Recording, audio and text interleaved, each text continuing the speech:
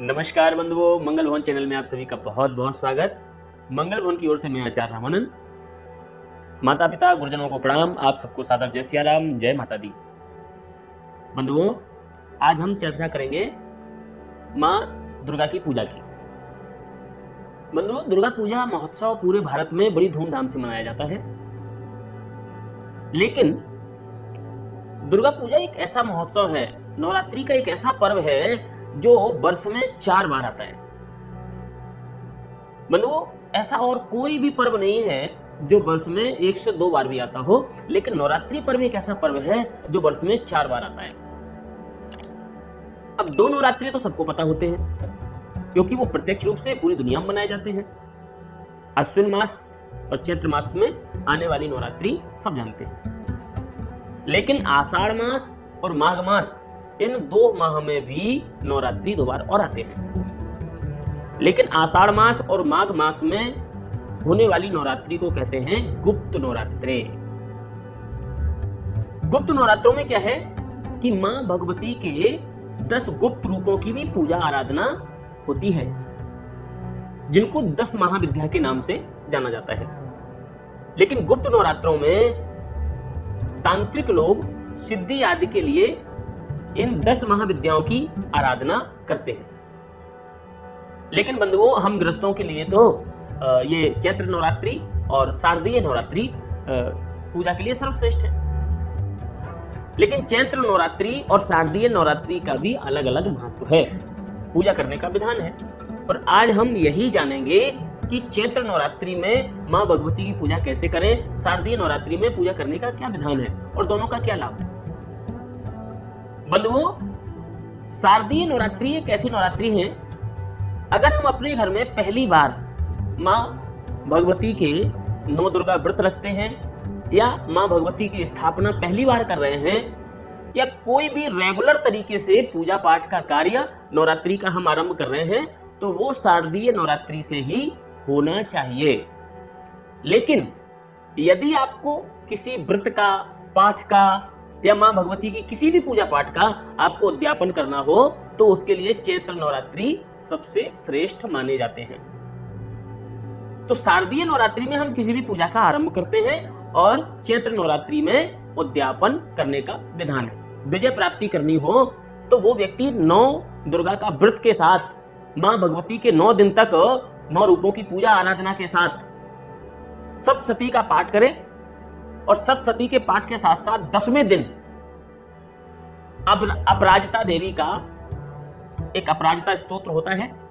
मां भगवती अपराजिता की पूजा आराधना के साथ अपराजिता स्तोत्र के पाठ करे, और अपराजिता देवी के अपराजिता के पुष्पों से अगर वो शस्त्रार्चन करता है, तो मैं पूर्ण जिम्मेदारी के साथ कहता हूं कि वो ऐसी कोई दिशा नहीं है जीवन की जिसमें उसे विजय प्राप्ति ना हो सके। चाहे वो चुनाव आदि हो, चाहे कोई इलेक्शन हो, या कोई पद प्रतिष्ठा की प्राप्ति के लिए हो, या कोई मुकदमेबाजी हो, इन सब के लिए अपराजिता देवी का अपराजिता के पुष्पों से शस्त्रार्चन बहुत ही श्रेयस्कर माना जाता है। लेकिन ये 10वीं को होता है। बंधुओं, नवरात्रि की पूजा एक ऐसी पूजा है, अगर सच में कहा जाए तो दुर्गा सप्तशती में जितने श्लोक हैं, एक ही श्लोक प्रत्यक्ष रूप से सिद्ध है, और इनका प्रमाण भी बहुत से साधक लोग देते हैं। और अगर मैं कहूं आपको भी अगर इसका प्रमाण लेना हो, तो सच तो यह है कि सप्तशती में ही कुछ श्लोक ऐसे हैं जिनको संपुट के नाम से दिया गया है। आपकी कैसी भी, किसी भी, कोई भी मनोकामना के लिए यदि आप उस संपुट के साथ दुर्गा सप्तशती का पाठ करवाते हैं, तो आपकी वो मनोकामना की पूर्ति निश्चित ही हो जाती है। जैसे आपके घर में कोई बाहरी भूत, प्रेत इत्यादि नेगेटिविटी का प्रभाव है, तो आपको किसी तांत्रिक, किसी जादूगर के पास जाने की आवश्यकता नहीं है। मैं आपसे कहता हूं, आप अपने घर में ही स्वयं कर सकते हैं तो स्वयं करें, नहीं तो किसी आचार्य को, सुयोग्य आचार्य को वर्णित करके उस आचार्य के द्वारा दुर्गा सप्तशती का पाठ करवाएं। लेकिन दुर्गा सप्तशती के 13 अध्यायों में प्रति श्लोक के साथ आप उस संपुट का पाठ करवाइए, प्रति श्लोक के साथ, जिसको कहते हैं संपुटित पाठ। और वो संपुट है जो दुर्गा सप्तशती में ही दिया गया है। सर्वा बाधा प्रसन्नम त्रैलोक्य खिलेश्वरी एवमेव तया कार्य अस्मद वैर विनाशनम। इस संपुट को लगा करके यदि 13 अध्यायों का पाठ होता है तो मैं गारंटी से कहता हूं आपको कहीं भटकने की आवश्यकता नहीं है। आपके घर में कैसी भी बाधा हो वो अपने आप स्वयं समाप्त हो जाएगी। पाठ के साथ लेकिन अंत में विशेष सामग्री, विशेष आहुतियों का हवन भी होना अति आवश्यक होता है।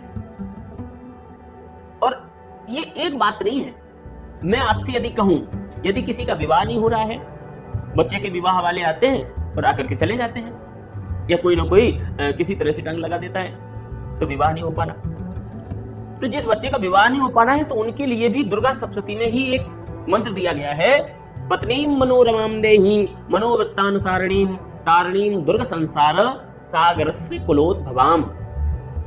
आप इस संपुट के साथ या तो पाठ करिए या करवाइए, आपके मनोरथ की निश्चित ही पूर्ति होगी।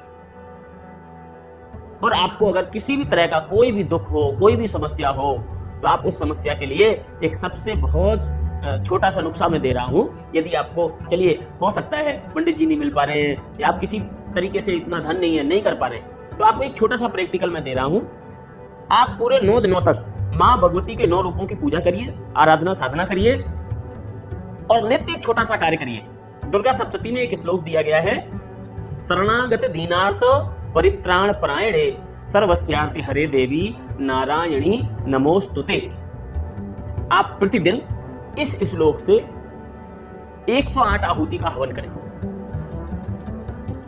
पूरे 9 दिनों तक। यदि आप इस श्लोक से 108 आहुतियों का हवन 9 दिन तक करते हैं और आपके घर में यदि कोई बहुत बड़ी समस्या है तो मैं तो कहता हूं आप इसको पूरे वर्ष करिए, और वर्ष नहीं कर सकते हैं तो नवरात्रि के 9 दिनों तक करिए, आपको रिजल्ट प्रत्यक्ष मिल जाएगा। कैसी भी समस्याएं हो, घर में कैसा भी कलेश हो, घर में कैसी भी बाधाएं हो, सब समाप्त हो जाएंगी। और व्यापार आदि में अगर समस्या आ रही है, आपकी तरक्की में समस्या आ रही है, तो आप एक कार्य और कर सकते हैं, माँ भगवती को कनेर के पुष्पों से माँ भगवती का उनके नाम ले लेकर के उनका सहस्त्रार्चन करिए और नित्य माँ भगवती की पूजा करिए। और अंत में कन्याओं का पूजन करके उन्हें वस्त्र आदि का दान करना चाहिए। तो ये नवरात्रि की महिमा है।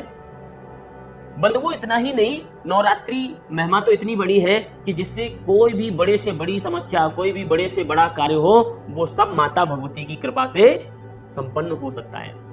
लेकिन एक समस्या है जिसके लिए आज मैं चर्चा करना चाहता हूं।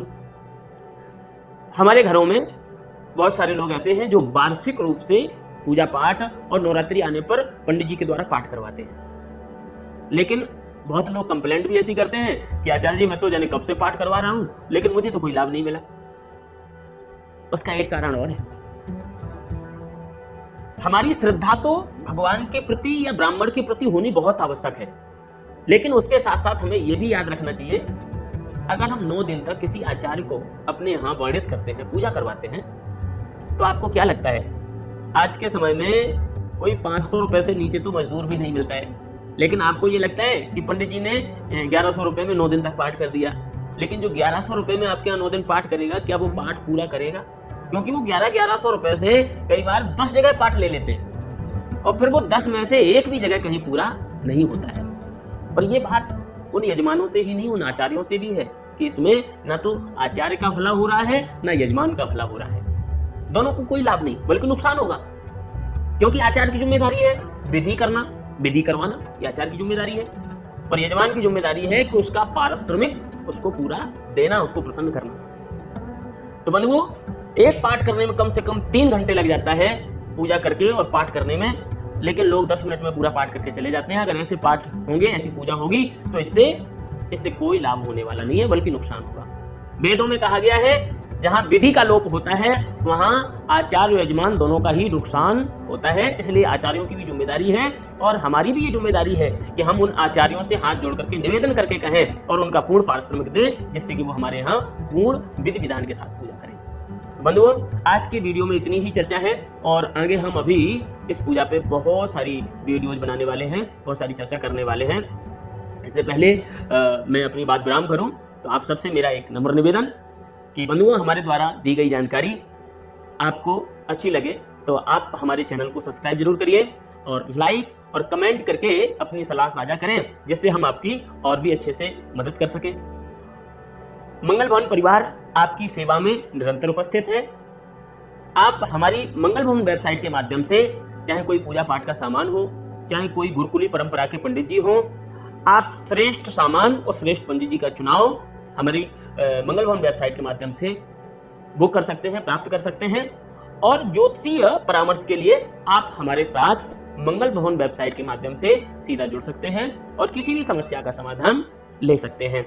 जय श्री राधे, जय श्री श्याम।